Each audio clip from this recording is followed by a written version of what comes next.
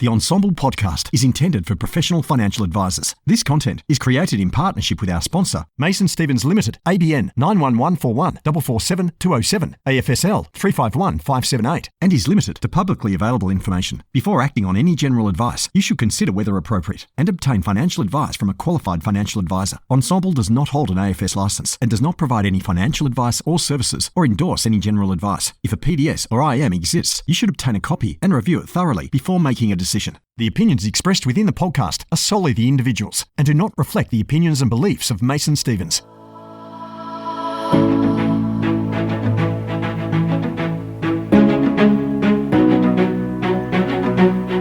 Hello and welcome. My name is Brendon, Senior Financial Advisor at Lorica Partners. Thank you for joining me on this deep dive into all things investment committees. We'll be talking about how to start one, how to make the most of this part of an advice business, and some of the best practices that go into making these work really well. It'll be a 4-part series where we hear from some of the leading minds about how to make investment committees work. Thanks for joining me. This series is brought to you by Mason Stevens, a specialist wealth platform provider that focuses on managed account solutions. Recognised by Investment Trends in 2023 as the most improved platform and by Advisor Ratings in 2022 for best advisor support, Mason Stevens offers outsourced CIO services that complement their platform and managed account solutions. Established in 2010, Mason Stevens is led by some of Australia's most experienced finance and investment professionals. Well, good morning and welcome to episode 3 of this podcast where we're exploring all things investment committees. Today I'm joined by Greg Barter, who is a principal advisor at Allied Wealth and the chair of his investment committee. So welcome, Greg. Thank you. I'm very pleased to be here.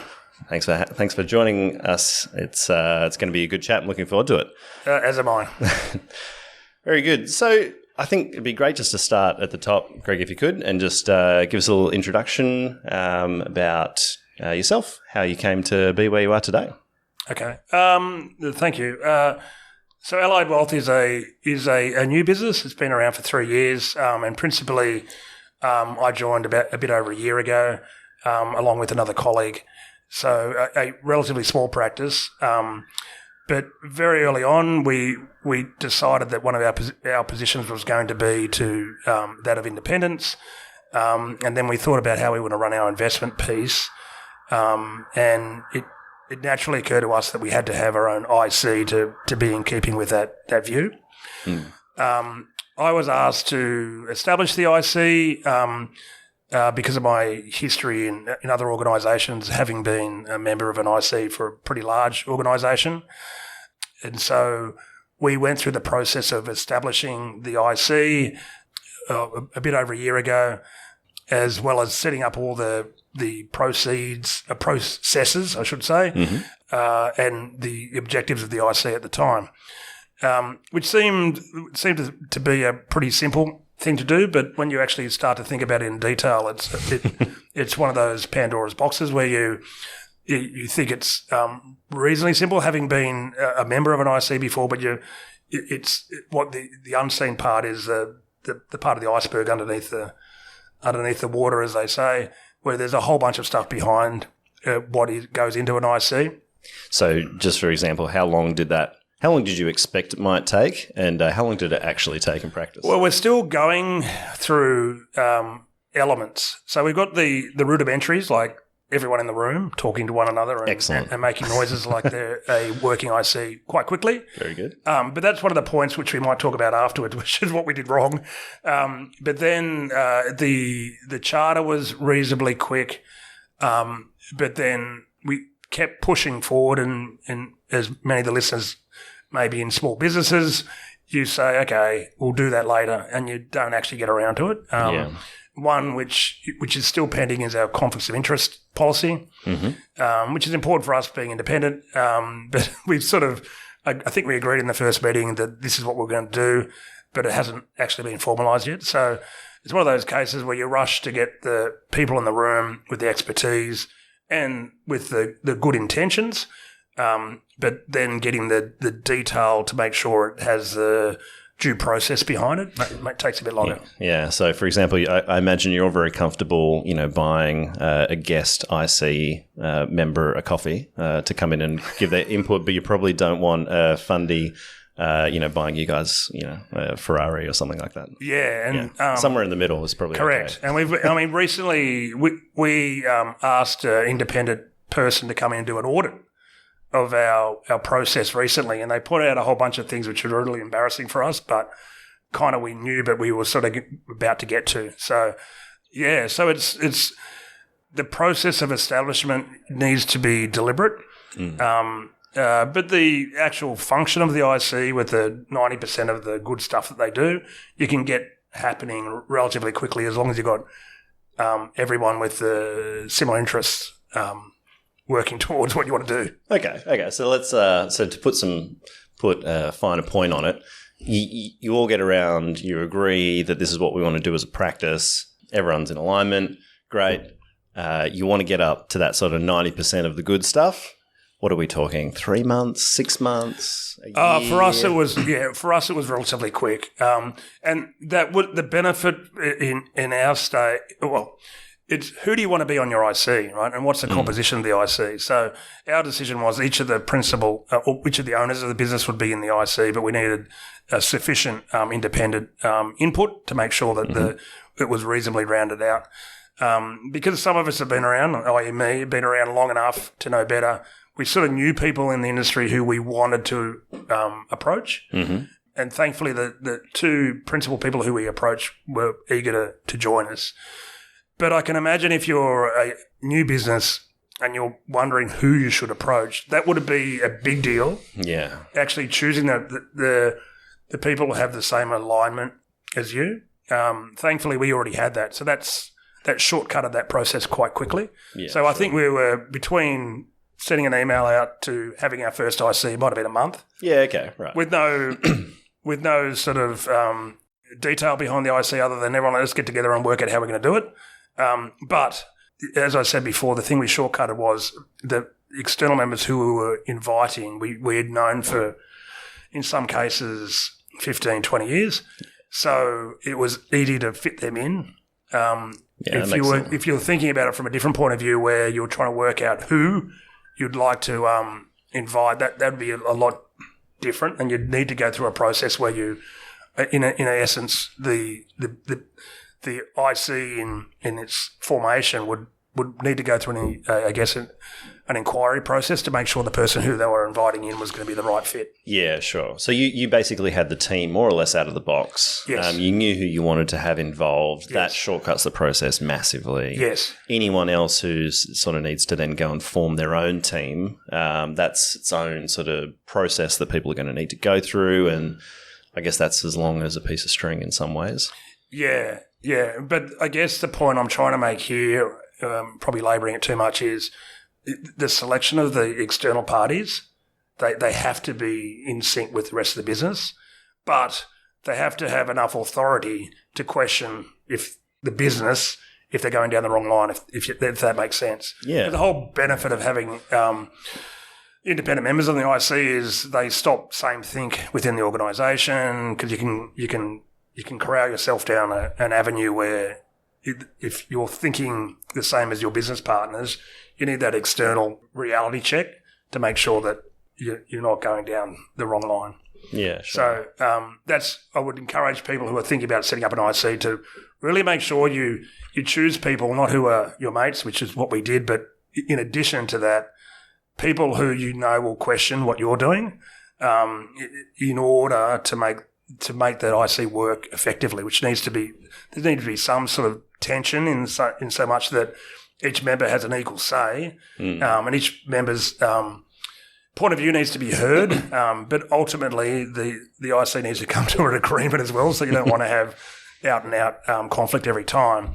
But you need to have just enough tension and just enough capacity for every member to have their piece and have their say, that it's a constructive environment rather than just a rubber stamp. Yeah, sure. Okay, so I think what I hear you saying is you really need to make sure that the team that you've got is going to keep everybody sharp enough to be effective, but not not in all-out conflict, so that no decisions get made. You can't actually decide on any changes that need to be done to a portfolio, to a manager. All that sort of stuff needs to have a degree of flow so that something actually happens. But at the same time, if you can't have it just go too much with the flow, otherwise there's no benefit. Correct. And you don't find that there's actually anything that you wouldn't otherwise just be able to do from the desk by yourself. Correct. And, running it all on your own steam. If you surround people with – you take it to extremes to prove the point, right? You go to one extreme and go, everyone agrees with you. Well, then why have an IC? Sure, it's a rubber stamp, and sure, that gives it provides some validity to what you're doing. But if everyone's just agreeing, then there's no value add there. You go the other extreme. If everyone's disagreeing with each other and fundamentally, you can't respectfully arrive at agreement, even if you disagree, then you're not getting anywhere either. So you need to have that. That's what I was saying about the tension. You need that. If you think about those extremes where ultimately everyone wants to agree, but ultimately no one's going to agree unless they really believe it. So somewhere in between, there's got to be a position where there's constructive disagreement, if that's a terminology. Yeah, absolutely. And so just sort of diving into that, can you give us an example, or are there any examples that come to mind of a topic that you've raised or that's been raised in the IC that you've had to deal with that sort of fits this camp, where maybe it's something that you personally would not have seen happen as far as a decision of the committee goes, but you've decided that that's something that we're all going to do? Yeah, well, that's a question without notice. I'll give me a moment to think about that. But I guess ultimately, I'm throwing my mind back to some of the more recent ICs where the way that the flow we go with the externals, we've given each of them subject matter expertise that they provide information to. So we've got two externals in our IC. One is the top down. One, the way I think about it, the top down. The one is the bottom up. Mm-hmm. And so at the outset we have the top down view, and Eddie, the external who is providing that view, was giving the view, and halfway through it, the gentleman, Hugh, who provides a bottom-up point of view, sort of jumped in and said, I fundamentally disagree with that. And everyone went, all right, this is going to be fun. So, okay, how are we going to go with that? Well, ultimately they agreed to disagree, but it was also what it did do is provide an avenue for which Eddie could then go into more detail. It was a contentious issue. He went into more detail about what his point of view was. And then ultimately Hugh was saying, oh, okay, maybe I misunderstood the premise. Right. And so I guess it teased out more than just the superficial point of view. Sure. And is this, or do you find that most of this is around asset allocation, or is this manager selection, or all of the above? The manager selection, we're generally in agreement. So that so far hasn't provided a lot of tension. The asset allocation, largely we've been in agreement so far. So while I sounded high-handed about having that creative tension between us, I don't think we've really come to a point where there's people sitting on each side of the room like disagreeing and pulling the knives out to and standing their ground. So I would have expect it more about the feed, the view, the economic feed, which then informs the asset allocation, which then informs the manager selection. And that's where we encourage the differing opinions. Mm-hmm. And so that's so far where we've found the different points of view will come about. By the time we rationalise those different point of views, so we agree at a sort of common way forward, by the time when that then feeds into the asset allocation and manager selection that's already given, because I guess it's because we have a tactical asset allocation approach. So obviously, if we were agreeing on the bigger picture, then the actual tactical changes are going to be it's relatively easy to be aligned with that. Yeah. Yeah. Okay. And tell me, from a client perspective, or for the advisors perhaps who aren't on the IC, how do you find having an IC helps the rest of the business? So let's just say, from what you've told me, you managed to strike a balance. You've got a good team. You're happy with how those discussions go. There's a bit of argy-bargy, not too much, but that finds a rhythm, right? Okay, so just fast forwarding into, say, maybe the ordinary flow of the IC as being a nested part of your business. Yeah. I'm curious to know, how do you find that component interfaces with the other advisors who aren't on there? What does that look like, and how does that work? And starting from a client's point of view, so a lot of my clients came from a larger institution, mm-hmm. and so we struck a deal with them, and a lot of clients came across. So we did an analysis about early on, what do the clients actually want, mm-hmm. and so we wanted to replicate a process where the look and feel is the benefits they retain, but then they also gain the benefits of a more boutique, smaller business, right? Hang on, that's $1 million question. What did they want? We might have got it wrong, but they wanted reasonable fees. That's a given. Mm-hmm. We thought they wanted independence, but not everybody does. That was one of our key deliverables. Mm-hmm. But the other part is they wanted due process when it came to investments. So that meant that they didn't want to come across a guy who was trying to catch the falling knife, which is the old analogy of being able to pick the best stock for a month. They wanted to have the due process that they saw in what an investment committee could provide. Yeah. So the security of a larger outfit with all the research and team that surrounds, make sure correct big mistakes don't happen. Yeah, they didn't want one bloke just picking stocks. Who might be brilliant or might be useless, right? So the trade-off is you could have that brilliant guy who can pick all the stocks by himself. Yeah, but reality is there's very few of those, if any. So as most of the research people would do, clients are more worried about losing money than gaining money. So they want to make sure that the investment process is thorough, reasonably conservative, and has a logical process, right? So the investment committee provides that. It's kind of like a reference to a higher power in the sense of you're talking to a client, we believe blah, blah, blah. So if you're using statements like that, it instantly gives the client the feeling that there's been a process behind what we believe, as opposed to I believe interest rates are going to go up next week or not. It's the feeling that the security that clients get, right?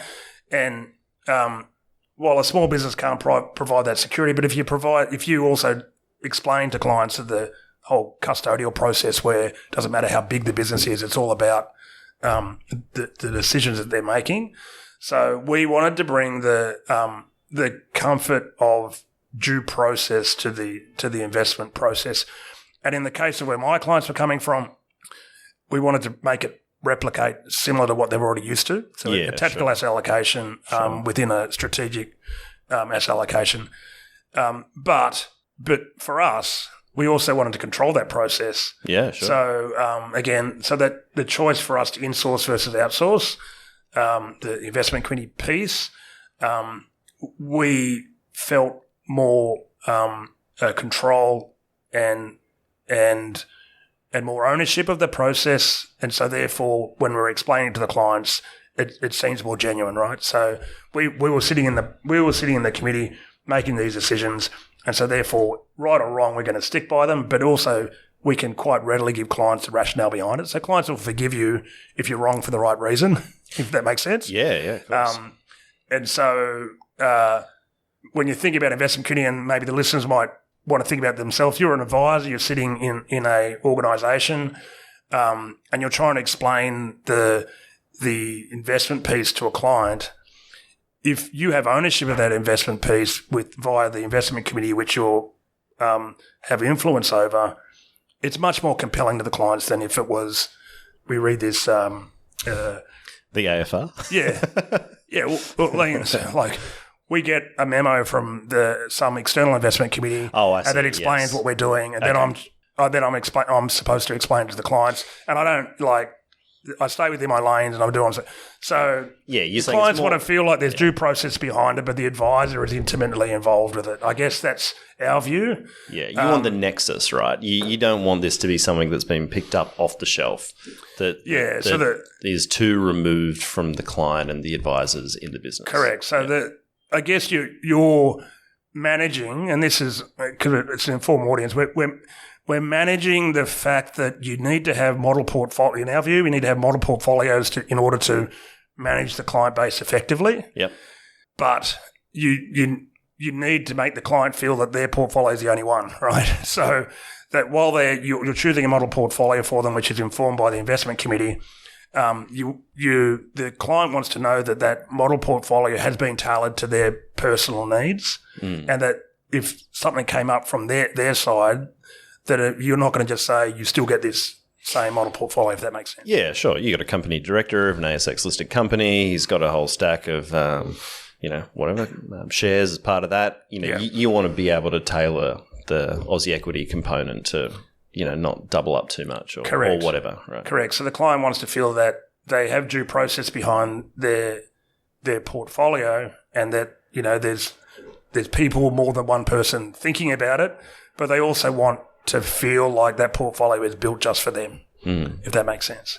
Yeah, of course. So I guess to sort of tie a bow around that, it's your sense that the IC is really a confidence piece in some ways to the rest of the business that supports the conversations with clients, that gives clients the assurance that this isn't just one person. Correct. Forming their own opinions and running off, that it's something that's has got the ability to catch really bad calls and big mistakes, and make sure that, it might not be, you might not be timing markets like a magician, but it's still something that's going to help serve them well long term. Yeah, that's right. And that's sort of touching on the importance of the independent members of the investment committee cannot be part of the business. They've got to be brought in to provide cross-pollinisation as much as possible, because you don't want the business to be insular. You need to be able to include, and the clients want to feel that you're getting a broader view of the markets as opposed to just one business's point of view. So as I said, our investment committee has been running for a year now. We've got to think about how we make sure we don't become too same think, I guess, if that's not a word, but you probably get the principle of what I'm talking about. Same thing? Yeah, group think. That's where I'm going with. So you need to make sure you're always evolving, and you're always coming back to that creative tension in the investment committee, where you want to make sure that there's new points of view and differing points of view than the existing members in there. So we've got to think about how we do that, and that might be just inviting, say, non-voting external members to come on board to give their point of view, and then that gives us more material to fight over. But that's something which we're now looking forward to, as being an investment committee which has been around for a year. How do we keep the ideas fresh and that not being closed-minded about how we're thinking about things? Yeah, sure. And so just to give us a bit of colour now that you're a year in, how much time and effort do you think this sort of requires to run well? How often do you guys meet? What sort of preparation goes into presumably the minutes or agenda of the committee meeting? How much sort of follow-up work is there after? How much can you push that to the outsourced guys so you can get back to everything else you need to do? Yeah, time and effort. How does that? Yeah, so how does that look? As you well know, advisors' time is always is going to be stretched, but the commitment is reasonable. I'm talking from a reasonably small business from that point of view. So as the chair of the committee, I prepare the agenda beforehand. I make sure everyone knows what they need to produce for the committee. Make sure I do the follow-up afterwards and produce the minutes and the rest of it. That time commitment isn't huge. So we meet on a quarterly basis. So ahead of the quarterly meeting, it might be a day for me to get all the coordination stuff together, and I might have a day afterwards. The externals bring one guy, Eddie, the top-down stuff. He does there's a commitment on his side, and he'll bring basically the tactical asset allocation view, and he also was the brains behind the composition of the model portfolios. Then you've got Hugh, the other side. He's a fund manager, direct equities guy, and for him the commitment isn't huge because he's doing it already. So all he's doing is the knowledge he already has is fashioning for our committee. Right.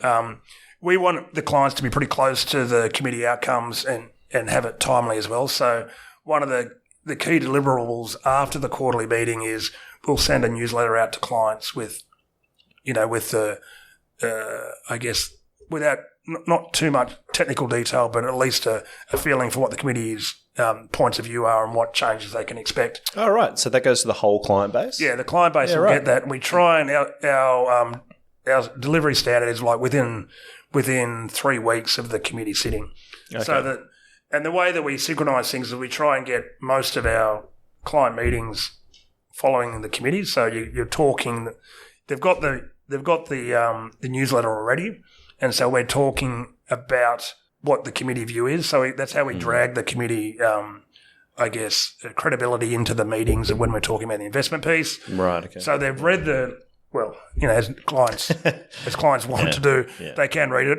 So the 1 in 10 will probably read it, but the other 9 will probably have a bird's eye view. But then you're reminding them again. So I guess it's that reinforcement. And so that's why how the committee is central to that client engagement point of view. Yeah. So that goes out. That's a newsletter, and then we have the client meetings, and so you can see the cycle goes on and on. Sure. My point of view, it's not too onerous, but I think it would become. We have the advantage of being a relatively small business. There's only 3 principal advisors, so the agility that comes with that we take advantage of. The larger the organisation, the slower the wheels may turn. But you've still got reporting and everything, right? Like, you're going to have a look at what those model portafolors have done quarter to quarter, right? Yeah, so someone's got to pull that together. Yeah, so that's Eddie. Benchmark. I haven't asked him personally, but I've seen some emails come through at late night because he's got a full-time job. So I'm going to guess that his commitment before the committee is probably 2 days. Right. Okay. Doing the I guess the review and benchmarking of how the models are going, but because his normal job is complementary to what he's doing. So again, kind of like Hugh, all he's doing is translating what he's doing day to day into and repurposing for what we need for the committee. So I guess we were lucky when we went back to when we got the people together. We maybe we landed on our feet by choosing the right people. Not by accident, by design, I guess is the best way of putting it. Yeah, so ultimately the question was how much time is involved, and my point of view is it's modest compared to the benefits you get. Yeah, okay. Coming out at the other side of the committee of you having ownership of the process as an advisor, but also the client feeling that they've got a portfolio which is designed just for them, as opposed to, whatever you can get off the shelf from any sort of industry fund. Yeah, sure. Yeah, that's excellent. No, thanks for sharing that, Greg. I'm curious to know as well, from an investment perspective, and this is going to be very, very hard to try and put your finger on, but do you have a sense that, if you were to sort of stare down into your own into your own heart and soul as much as you can, do you think that the investment portfolios are doing better as a result of having an IC as opposed to what you might do internally in a business? And is there any examples that you could maybe draw upon to give us a flavour of why you think that's the case? Without saying, "Oh yeah, I really thought that I really thought 2020 was going to go down double what it did." Or that is actually a really good question. Are the clients getting what do the clients want? That's you're breaking it down to two things, and if it's better returns, is having your own IC going to produce? If it was just better returns, is the IC going to produce that compared to anything else off the shelf? The answer for that bit is probably not. We feel like we're doing better, and we feel like we have control, which was, I guess, one of the integral parts of us wanting independence. But comparatively to the returns of other options, there's plenty of people out there can provide you with the returns. I think the unseen benefit is what I was sort of alluding to or said outright before, is the control and the ownership and the clients getting that transferred ownership to them. So you can go to Australian Super and get their balance fund, you get a good outcome, right? And their returns are pretty good. But how closely do you feel alignment with that portfolio, because it's off the shelf, right? Sure. So the clients are coming for one of the other fundamentals we thought clients wanted was that boutique feel, right? So when we were saying what are the principles? One was independence, boutique experience, and then having a due process in the investment committee. So that for that boutique experience, that investment committee is required. If you think if that's one of the building blocks for your business, which it is for ours, you need it, right? So we could be wrong, but we've got enough clients who think that's right. So that's all we want, right? So do you get a better outcome by having an investment committee? It depends. Is it quantitative or is it qualitative?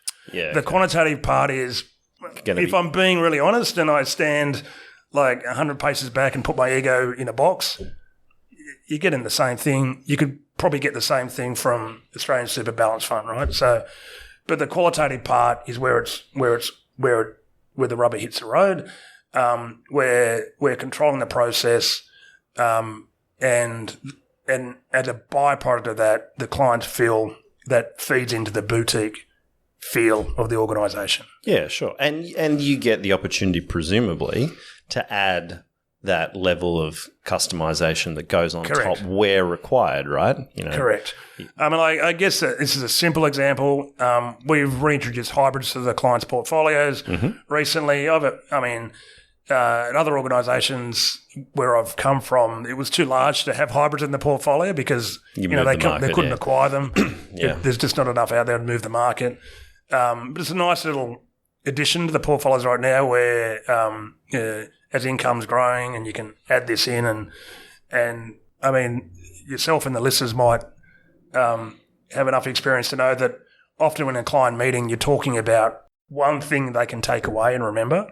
And so the addition of hybrids in the portfolio where we can explain what a hybrid is, how it works, and you're getting 7% income yield with that, isn't that great? They're not going to remember anything else. And it mightn't be the least important part of the portfolio, but they walk away going, I understand how this works, and they're doing this for us. So I guess, and it's not witchcraft or anything like that, but it's more about that. It goes back to the question you asked before: is are the clients getting a better outcome? They want to feel like their portfolio is personally managed for them, and in our point of view, that it has to be done with an IC, because if you're outsourcing it, you can probably get the same outcome from an investment return point of view, but do you get that same feeling for the client if you're after a boutique approach? Are you achieving that if it's outsourced? So that's kind of how we landed where we did. Yeah, sure. I mean, you can take, I guess there's two extremes you could take to that. You can take a very cynical one and say, well, if it's just all about the numbers and it's the same, then why bother?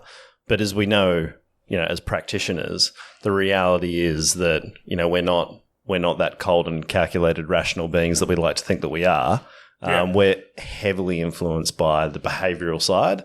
Yeah. And like you say, if someone gets the sense that there's a connection to what the portfolio is, how it's built in their own situation, then that drives far more productive behavioural or qualitative outcomes that are probably equally as hard to measure. But your sense is that that's paying off really well for your business. Yeah, if not in the qualitative side of the client feeling of boutique approach, right? So the qualitative side, you can just get Vanguard Balance Fund, or I've said, and that's a good outcome, nice and cheap. Yeah. But if the clients feel connected with that, and this is not to suggest that anyone who chooses that approach is wrong, but this was the fabric of how we build our business, and so that's why it naturally fell to us. So that's the way to go. Yeah, sure. I mean, there are a range of different clients out there who've got these preferences, so you got to make sure it fits for your business, I guess. Yep. So it sounds like things are up and running and humming and going reasonably well for the most part. Are there any sort of major errors that you feel that was made in the establishment of or maybe not so much the establishment, but just through your journey of chairing an IC? Is there anything you go, oh, crap, I would have gone back and done that differently if I could have? Or? Sadly, there are many, but I won't. That just means you're honest, Greg. I won't let you see behind the curtain of the Wizard of Oz too much. Mm. But one fundamental, and I guess the outcome of this podcast is for people to be able to work out if they want to set up an IC and then how to do it. Mm. We spoke before about how rapidly we got it together because we knew the people we wanted to choose. That was also the weakness, because in our haste to get something set up, and all the goodwill, the good intentions of everyone who was joining the committee, we didn't think too hard about how do the external parties going to get paid, or what do they get out of this contribution? Mm-hmm. And so we sort of had a handshake agreement to start with, and in one case, the individual had just taken up a role in a large fund manager. He was under probation, and so he kind of said, "I can't actually ask my bosses if I can do this yet because." I need to get past probation. So you've got to be realistic. Yeah, of course. So we actually had to sit there for, I think it was about 6 months, 8 months, with not even knowing with this individual who was doing some of the core work for us was able to, reveal himself as being a member of our IC, right? Yeah, sure. So that was a tense time. It turned out okay because ultimately he approached the business and they said, yes, you can do this, have this external role. But then what came with that is we had an agreement as far as how's everyone going to get, particularly the external guys, how are we going to keep them engaged, other than it's good to work with some nice people, but also make it clear that it's arm's length, because we had this independence piece we were working with. And in some cases, we're still working through that because one of the guy who couldn't reveal himself straight away, we've arranged an equity stake for him, which works for him. Mm-hmm. But we're still coming to terms with the other guy. So goodwill's there. If I went back again and thought through this deliberately and advised my former self, I would say be really clear about the engagement early on, particularly the external. So we had the advantage of knowing the guys we're already friends with, happy to jump on board with us, that want to be, that they're eager to be involved. You've got to temper that a little bit with, okay, but things aren't always rosy. Sometimes they're going to get tense. So how are we going to set this up? And so, but that's hard though too, right? Because you don't know, particularly when you're setting out. It's hard. I imagine that most people setting up their ICs, if they haven't done it before, they don't know precisely about what that engagement's going to look like. How much of it's going to be done in-house? Who's going to be preparing that reporting? Do we just want their ideas? That's hard to establish from the outset when you haven't done it before. So you should probably cut yourself some slack. Yeah, I guess maybe it's a different way of looking at it is, by all means go with good intentions, but eventually you've got to have commercial discussions with everybody. Yeah. So expectations are set properly. And if you just keep rolling on without it, then if there's a problem, it might be growing and you don't even know about it. Yeah, so sure. We set up the charter early on, but the charter didn't talk about term in the investment committee, and it didn't talk about remuneration. Yeah, remuneration within the investment committee, right?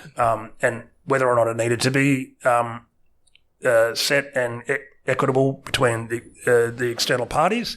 Mm-hmm. But you want it to be, right?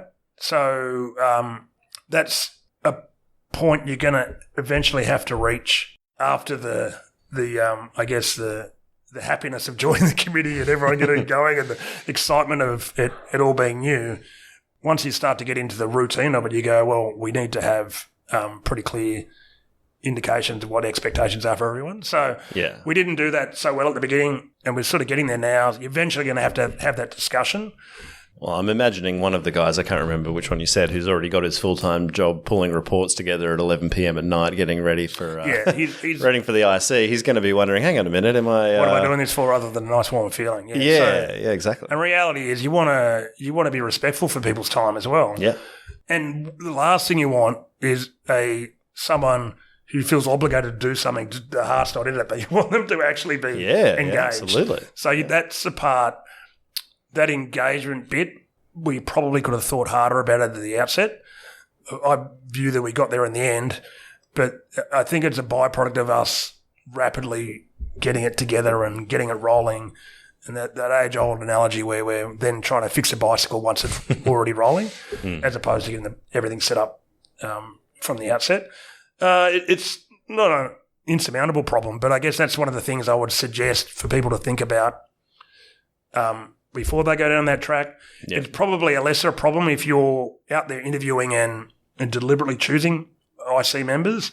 If you're which is more likely, you're probably going to be somewhere like what we were, where we were choosing people who already knew, because you already that credibility is already known. So you want to deal with people you know. Yeah, just be conscious that you've got to deal with this at some point. Yeah, sure.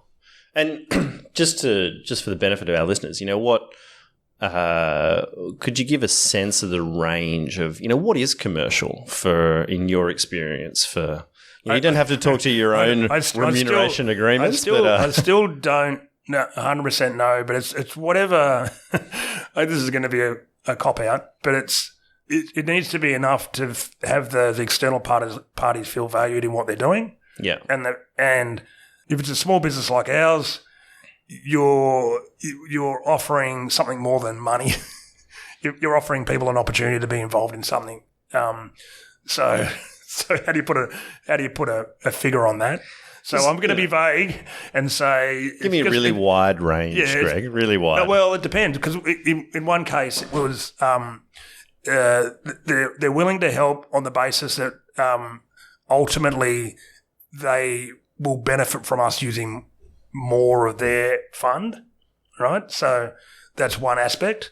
The other one is there's no money involved. It's an equity stake, and so that we worked out roughly what you would pay someone for the work that they were doing. So we went on a basis of how much would it cost to set up all the models and all the rest of it, which is the first piece of work, and then the ongoing piece of work. How much does it cost to, at least in the first 2 years, for the review, management, monitor, and staying up at 12 o'clock to put the stuff together. Yeah. And then we gave equivalent value in equity. Yeah, okay. You can't trade it. Nothing. It's worth nothing really, other than the hope it's going to be worth something in the future. Mm-hmm. Our interests are aligned on that one, because we, as business owners, we hope it's going to be worth something in the future too. So the remuneration depends on what the person wants. But I guess being vague, it's got to be enough to keep them interested is the key part. So that I think it's going to depend on the individual. Okay. Yeah, I'm just going to go and throw some ranges anyway because you've dodged it too much. But I'm going to say from what you told me just then that it would be unwise to expect you're going to spend anything less than a few $1,000s for an annual retainer at a very, very minimum to get someone with that sort of level of expertise. Yeah, it's going to be more than that. But it may not be more than, say, $30,000. Then depending on who you get. Look, I'd say that would be it depends on the commitment. It really depends on the commitment you're asking for the externals. Oh, yeah. And in this example. I'm going to say for an individual, 50 grand in whatever terms it comes out as is what you'd expect to pay the externals. Yeah. For that quarterly review commitment. And that's monitoring and that's coming prepared with all that sort of stuff. That's an outsourcing of a whole bunch of the work that needs to get done. Yeah. That's not someone rocking up with their ideas and sort of scratching the chin for an hour. That's the actual sort of meat and bones of the investment committee work. They're definitely they're committing their time outside the full committee meetings a year. Yeah. So 50 grand in however dollar terms it's going to be, I'd say that's probably the entry point. Okay. That's in the end, that's the argument for externalising, right? Because you can get the same outcome definitely for a much more reasonable outlay for the business. So if you're wanting to set up an investment committee but you don't have the means within the business to do so straight away, then cost might be the deciding point of how you go with it. Again, in our point of view is we were driven by the choices based on our business philosophy. So that's the way we had to go regardless. So and we did look and muse at the externalising the investment committee and looking enviously at the lower cost it would commit to the business, but decided that the aspect of control was more in keeping with our business philosophy. Very good. To sort of wrap things up a little bit, is there any advice or encouragement that you'd give to an advisory business of maybe similar size to you? They're thinking about leveraging an IC, setting it up, going down the path. You know, we've talked about some of your journey. Is there anything that you would stick out to you? That you think, they should absolutely do this, or is there any particular kinds of businesses where you think actually maybe this might not be necessarily the right fit? You know, what would be your broad advice as much as you can give it? It's a difficult question, so you can hear me pausing. I think the issue is don't reinvent the wheel. So you think about investment committee charters. You can spend hours trying to write those things. But thankfully, Hugh, one of the members, was on another investment committee, and thankfully he may or may not have a templated version we could use. Yeah. So there's stuff which you want to make yours, and so is particularly yours.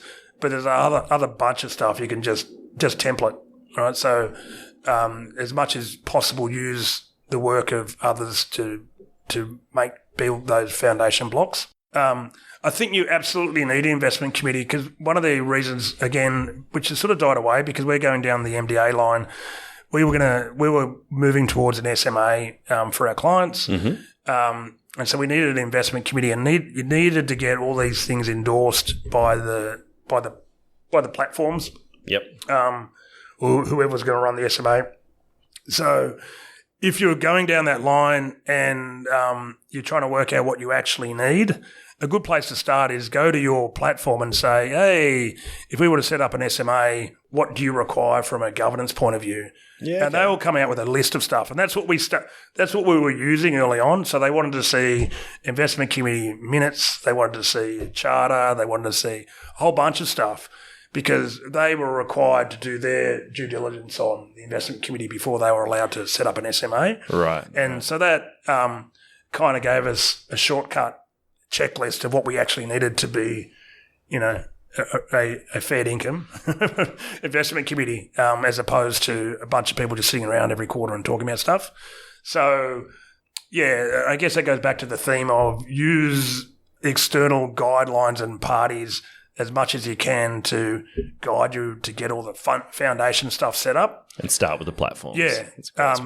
again, get the right people together, as we were lucky to do, and then don't be afraid to change it as you go, because if our view changed from SMA to MDA, but you be adaptive as you go, but don't, I guess, have strong ideas about how you want to do things, but always be open to change. Be flexible. Be flexible. Particularly, I mean, anyone in the small business will have to be flexible.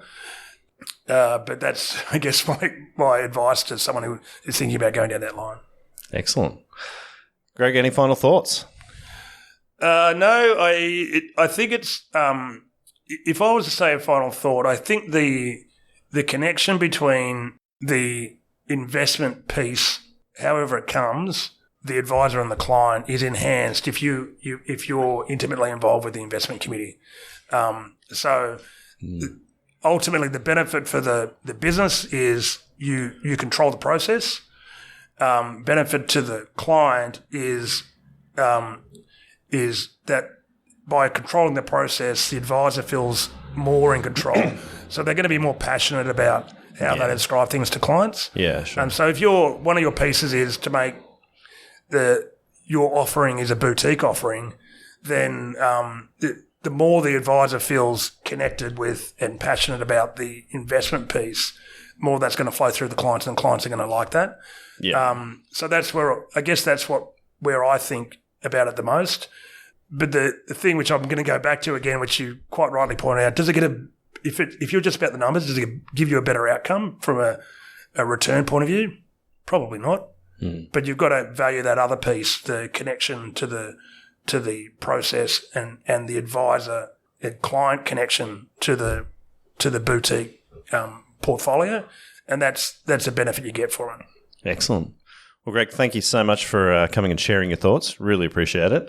And I'm sure all our listeners will be much more informed. But starting with the platforms, that's great advice. That's a really good spot to start rather than reinventing the wheel. Greg, thanks very much for joining us. Pleasure. Thank you for listening to my musings. And the other thing which I really want to reinforce is it depends on whatever you want, right? So we're doing it our way, and then this is what the advice business is about. There's plenty of ways to climb up the same hill for what you want to provide to clients. So this is what worked for us. So I'm not being prescriptive. This is how you've got to do it. But hopefully our experience can help people think about how they want to do it for themselves. Excellent. Thank you. Thank you.